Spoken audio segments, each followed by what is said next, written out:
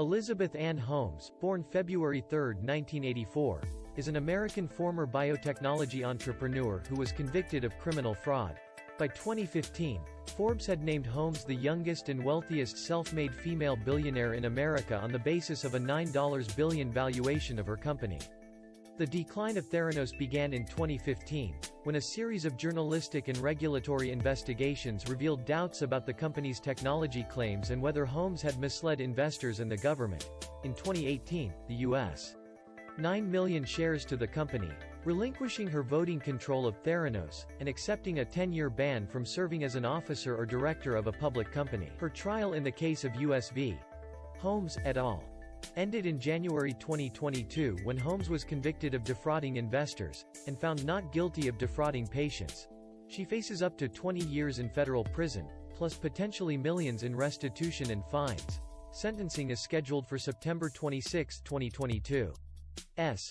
Presidential cabinet officials. Holmes was in a clandestine romantic relationship with Balwani during most of Theranos's history. Following the collapse of Theranos, she started dating hotel heir Billy Evans, with whom she had a son in 2021. Elizabeth Holmes was born February 3, 1984, in Washington, D.C. Her father, Christian Rasmus Holmes IV, was a vice president at Enron, an energy company that later went bankrupt after an accounting fraud scandal. Her mother, Noelle Ann, née Daoust, worked as a congressional committee staffer. Christian later held executive positions in government agencies such as USAID, the EPA, and USTDA. His second great-grandfather, Elizabeth's third great-grandfather, Charles Louis Fleischmann, was a Hungarian immigrant who founded Fleischmann's Yeast. Among Charles Louis Fleischmann's children were Julius Fleischmann, mayor of Cincinnati from 1900 to 1905 and entrepreneur.